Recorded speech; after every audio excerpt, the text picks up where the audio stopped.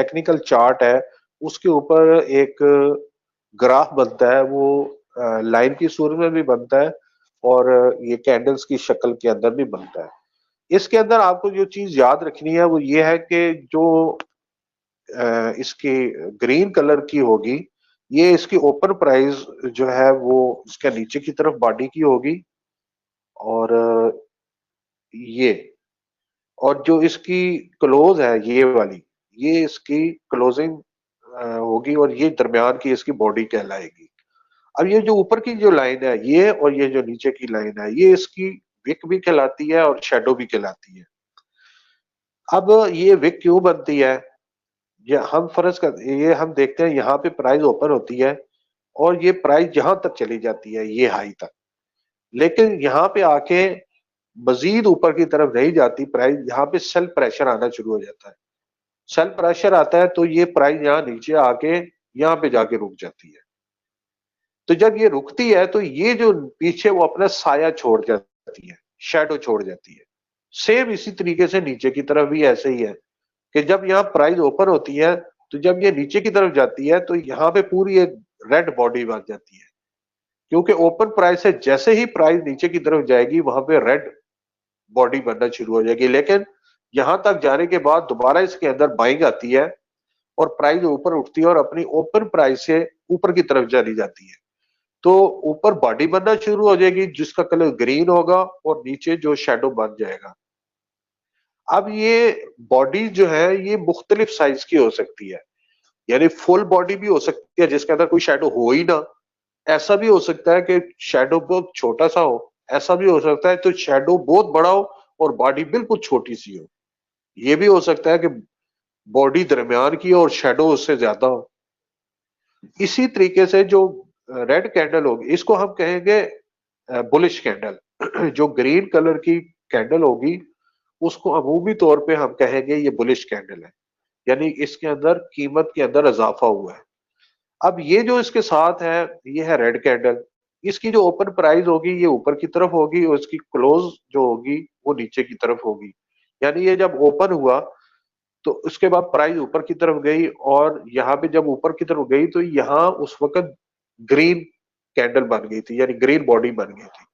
लेकिन यहाँ पे सेल प्रेशर आया आया और इतना आया कि उसने अपनी ओपन प्राइस को भी क्रॉस किया और नीचे की तरफ चला गया।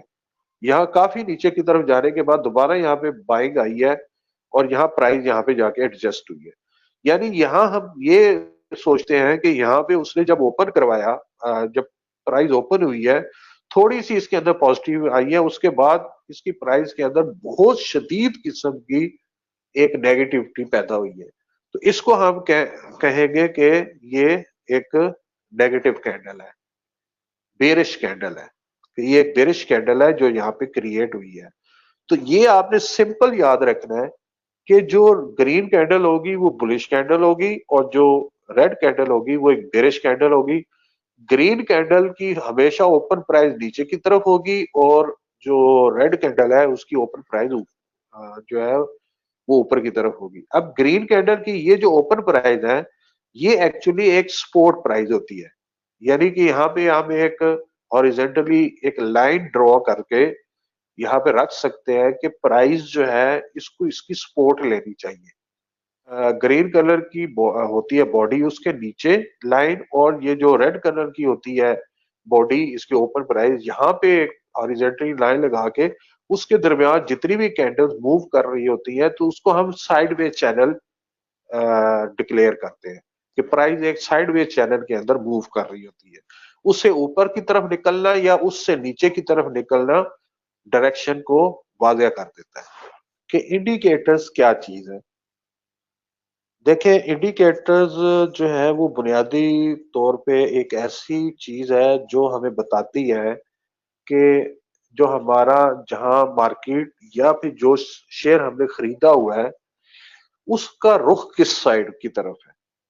क्या वो ऊपर की तरफ जा रही है, यानी कि वो डायरेक्शन ऑफ स्टॉक करता है। इंडिकेटर जो है वो हमें स्टॉक की डायरेक्शन के बारे में बताता है कि क्या जो स्टॉक है वो ऊपर की तरफ जा रहा है, इंक्रीज हो रहा है, या वो डिक्रीज हो रहा है, या वो स्टेबल है, एक जगह पे वो स्टेबल है, जिसको हम साइड वेज भी कहते हैं या साइड का पोर्शन कहते हैं। अगर हम बाइंग की पोजीशन या बाइंग की स्ट्रेटेजीज के ऊपर काम करेंगे तो प्राइस का ऊपर की तरफ होना जरूरी है। ये हमारे माइंड को इसके ऊपर तैयार करना है। अगर हम शॉर्ट सेल के ऊपर हैं, स्ट्रेटेजीज के ऊपर काम कर रहे हैं, तो प्राइस का नीचे की तरफ होना जरूरी है। हमारे माइंड को इसके ऊपर भी तैयार होना होगा। और अगर वो स्टेबल है, प्राइस स्टेबल है, तो हम वहां पे ये फर्ज करेंगे कि यहाँ पे प्राइस स्टेबल हो रही है, साइड की तरफ जा रही है। लेकिन डायरेक्शन की तरफ वो तब निकलेगी या तो वो ऊपर की तरफ जाए या नीचे की तरफ जाए। मिसाल के तौर पे इंडिकेटर जो है उसके अंदर एक विलियम आर इंडिकेटर है, ठीक है। अब विलियम आर का जो फार्मूला है वो ये है कि हाईएस्ट हाई जो है वो प्राइस लेता है, लेके जो उसकी क्लोजिंग हुई होती है उसको लेता है, यानी हाई प्राइस को क्लोज प्राइस के साथ माइनस कर देता है। और सेकंड उसका जो फार्मूला है वो ये है कि वो हायर प्राइस को लेके लोएस्ट लो के साथ उसको माइनस कर देता है। तो जो रीडिंग आती है वो उसके ऊपर इंडिकेटर के ऊपर ड्रा कर देता है। अब ये जो फार्मूला है उसका विलियम आर का, ये अगर हम कैलकुलेशन करने लग जाएंगे तो यकीनन वो हमें बहुत ज्यादा एक पेन फुल प्रोसीजर करना होगा, क्योंकि बार बार वो प्राइजेस हमें देखनी होगी। तो ये जो इंडिकेटर है ये हमें आसान कर देता है कि ये इसी फार्मूले के तहत ये काम करेगा कि हाई जो प्राइस आती है, मिसाल के तौर पे हम कहते हैं कि 30 रुपए की एक हायर प्राइस आई है, तो उसने वो जो क्लोज हुई 29 रुपए के ऊपर, तो वो उसको माइनस कर देगा और दरमियान की वो प्राइस निकाल देगा 1 रुपए की। फिर वो सेकंड करेगा कि हायर जो प्राइस है वो लेगा और लोअर लो के साथ उसको माइनस करेगा। हम कहते हैं कि वो क्लोज तो 29 के ऊपर हुआ लेकिन उस दौरान वो नीचे भी आया, यानी कि 28 रुपए 90 पैसे के ऊपर भी आया, तो वो 28 रुपए 90 पैसे को उसमें से माइनस कर देगा, तो वो जो रीडिंग आएगी वो उसके अंदर शामिल कर देता है। तो इसी तरीके से मुख्तलिफ इंडिकेटर मुख्तलिफ जो कैलकुलेशंस हैं उसके ऊपर काम कर रहे होते हैं। तो इंडिकेटर एक्चुअली हमें ये बता रहे होते हैं कि ये जो स्क्रिप्ट है इसकी डायरेक्शन किसकी तरफ है या इसका मोमेंटम किस तरफ डेवलप हो रहा है या बन चुका है। तो उससे हमें हमें जो हमारे डिसीजन होते हैं वो आसान तरीन हो जाते हैं। ठीक हो गया जी।